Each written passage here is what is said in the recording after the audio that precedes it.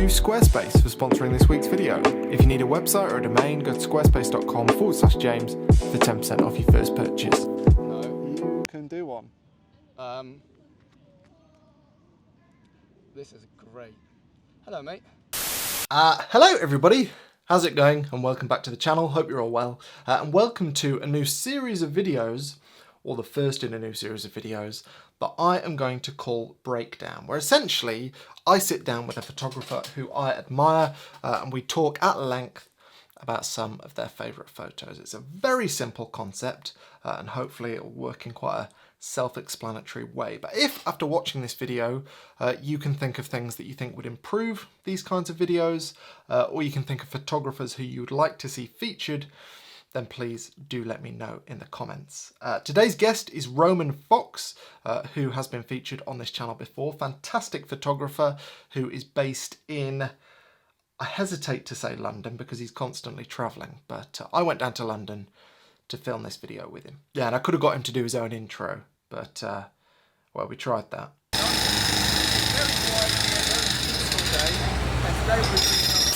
Also, just before I let this video run, thank you so much to everybody who has pre-ordered Human Nature, my new book. I really appreciate it. If you are after a gift edition, that is to say an edition where I write a personal note in the book and give you a print as part of your purchase, please order sooner than later because I only have a few of those left. So a big thank you to everybody who has placed a pre-order on those. Also, if you're interested in coming with us to Antarctica on our next and possibly final workshop in Antarctica in February 2026, then you can inquire through a link in the description. And again, I'd suggest you do that sooner than later if you're interested because places are selling fast. Anyway, without further ado, I'll let this video run. I hope you enjoy it. Right, so this one, yes, I think is just incredible. It's the sort of photo you look at or you see for the first time and it stops you in your tracks, whatever you're doing. So talk us through it. So this was taken literally 2 weeks ago and it was after a long day. It was actually a day when I didn't want to shoot. Okay.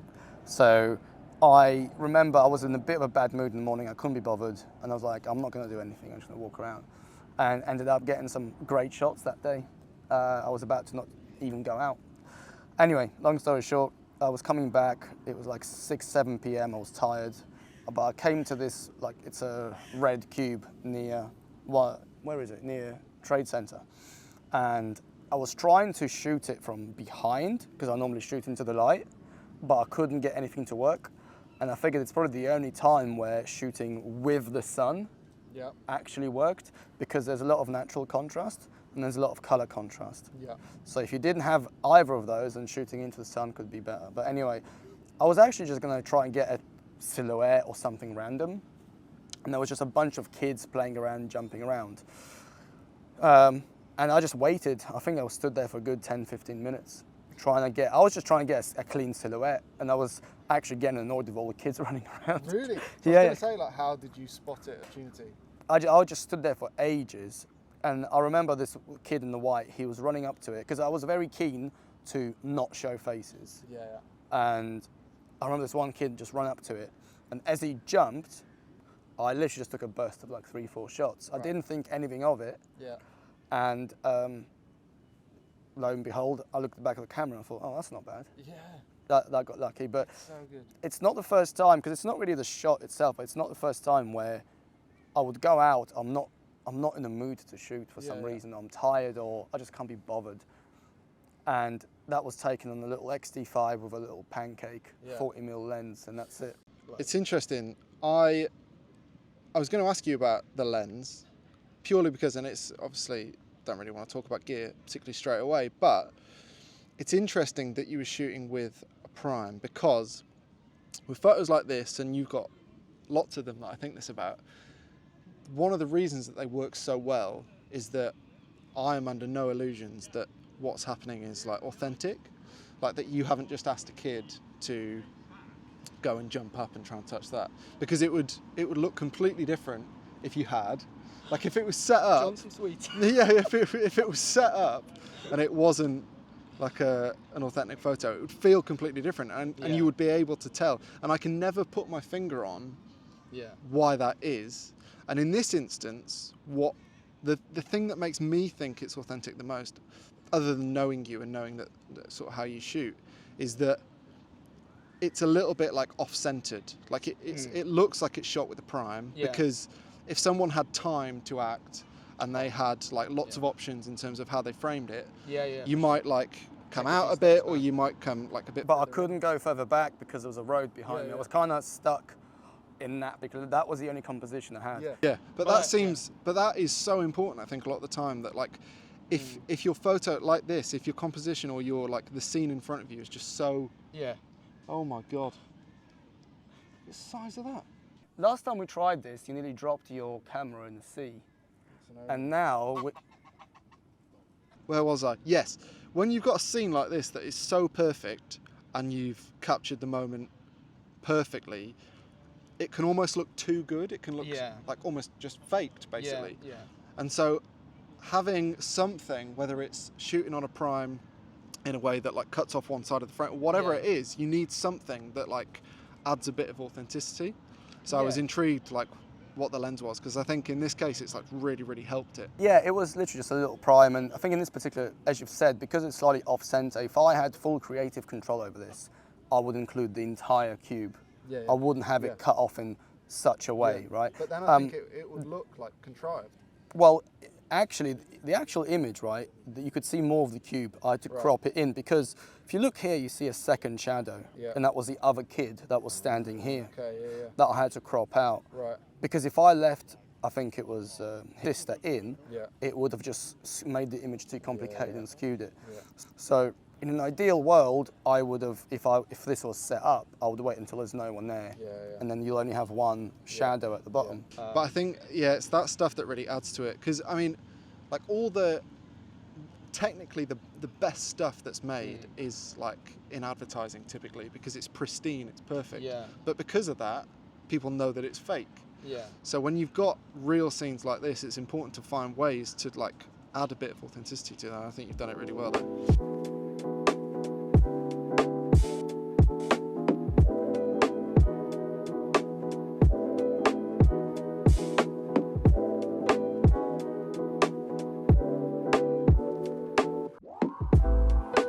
This one, talk us through this one. The reason I like this is because there's nothing inherently complicated or fancy about this. This is literally as basic of a photo as you can take. You could take this on a phone, on a 10-year-old camera, or on a medium format 200 megapixel job, and it'll come out looking exactly the same. But I love, especially recently, I'm drawn to pops of color. So with the previous one, but also I'm inherently going for more simple scenes. And the reason I like this photo is because it's so simple. There's no complex layering. There's no story. It's just a nice picture. And as much as I like photos that make you think, make you ask questions, that don't reveal everything, all of the things that we've talked about, on the opposite end of the scale, I love something like this, which is straight in your face, clean, simple. You can hang it up on your wall. You can have it in many different places. And weirdly enough, after a trip, I gravitate more towards these shots. If I look at a photo book, I gravitate more towards this type of stuff rather than the 28mm, 10 people, everyone's doing its own thing, and so that's kind of why I like is the simplicity. I agree, and I think also like again, it's the imperfection thing is coming from a slightly different angle with this one, but like the chipping of the paint on the shutters and all that just adds so much to it. Yeah, so much character. So there's nothing extra that you really need to do as a photographer, is there? But one thing I will say about this is that it's no surprise to me that you saw this as an opportunity, because in all the time that we've spent together, I don't think I've ever seen you without your camera in hand. Like, you've always got your camera out. And I guess that's just something that you always do. I think my best photos are not taken when I go out to shoot. They're taken when we're about to get attacked again. Absolutely terrifying. No, I try my best to always have a camera with me, because some of my favourite photos were taken when I'm not actually actively out shooting. Yeah. And this was in Rabat in Malta, and that was just a day out with my mum and my girlfriend. We were just walking around being tourists. Yeah. And I just spotted this, and that's it. Oh, I was going to say something. What was I going to say? Oh yeah, I was going to say that I am thinking about starting a petition to change the general term camera bags to camera accessory bags, because your camera should never be in a bag, is the point. I mean, depends where you are. I probably would put it in the bag if you're walking through some parts of London at night. Yep, fair point. But no, I totally get it. And even if I put my camera in my bag, it's always in a way where I can just grab it very quickly. Yeah. I would never. So, for example, when I'm on travel days, if all I'm doing is traveling that day, I will always have the XT5, but with a pancake maybe, in my sling bag with my passport and my wallet. So whatever happens, even if I'm at an airport, I've got some great shots at airports because I'll just quickly pull it out, done. And the main camera kit can be packed away.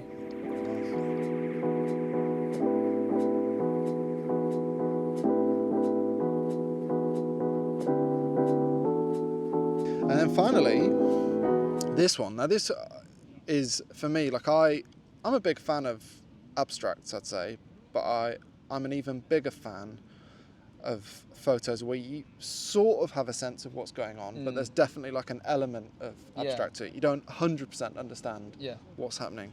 And that's definitely the case with this. So what's the story behind this one? This is, funny enough, this was taken on the day when I wasn't out taking photos on purpose. Okay. So this is Shibuya Sky in Tokyo, and it's a really nice viewing platform. I recommend everyone to go. But when it gets too windy on the top, they shut the top and you have to go inside. And inside is like a very thick triple layered glass. So the reflections are insane. And I was shooting at 135mm full frame because I was trying to get top like look downs, so to speak. But obviously that's the only lens I had and I couldn't get what I wanted. So I just figured, let me see if I can create something. Initially, I just wanted a cityscape, but I was getting irritated because of the reflections and all of the noise. So instead, when I looked behind me, I saw there's a screen that's playing various animations. And one of the animations was these orange balls flying past. And as one of the first ones went past, I saw someone else walk through, and that scene kind of happened in front of me. So let me try and recreate it. It took me about 20 minutes, I think 150-ish shots to try and get it. And in the end, I managed to get it. And this is the only photo I've ever taken in my entire life that I have clearly envisioned happening in front of me, waited, and what I envisioned happened. Usually it doesn't work like that. Usually it's, you just see it and you react, whereas this is like the opposite. And going to your imperfections point, if you look closely, you see there's still like shadows and reflections from all of that. I was tempted to Photoshop them out. However, once I did Photoshop them out, it lost some of the appeal. So I actually ended up going with the little halos and all of the artifacts in the end. It's the source. You got to keep the source. I think also like it speaks to like the fact that as a photographer, you're like pretty much your sole job, not your sole job, your main job is to be an observer. And I think luckily we're coming out of like a few years really of people just turning up to Instagram famous locations and getting the obvious shot. I feel like we've, as a community of photographers, largely moved past that now. And it's good because I think it prioritizes and values shots like this where people have clearly paid real attention to where they are. And I think that is ultimately the name of the game. So I'm a big fan of this as well. Good work, sir. And there we are. That was the first video of the series. Hope you enjoyed it. And a massive thanks to Roman, aka Snaps by Fox, for featuring in the first video. And you can find links to Roman's work in the description. Also, a huge thank you to Squarespace, the sponsor of this video. And I mentioned my book at the start of the video. And to sell my book, I've used the Squarespace online store functionality. And as has always been the case when I've been selling my books, my presets, my prints, it's been utterly seamless for what is actually quite a complex operation. For somebody like me who has zero technological skill, using Squarespace is essentially a doddle. It's fantastic. I've also been using Squarespace to send out newsletters for things like the Antarctica workshop. And of course on my Squarespace website, I've got my gear page and of course my portfolio. And Squarespace makes all of those work completely seamlessly. And there are so many different templates to choose from, lots of them working fantastically for photography websites, that to be honest, I just think it's a no-brainer to take a look with a free trial. And you can start your free trial by going to squarespace.com. And after that, if you'd like to make a purchase, just go to squarespace.com/James and you'll get 10% off that first purchase. So a massive thank you to Squarespace for their continued support of this channel, and again to Roman. And I'll see you in the next video, where it probably won't be a breakdown, but I'm hoping to film another one soon. Yeah, so do let me know any comments. Appreciate the support. See you soon. Cheers.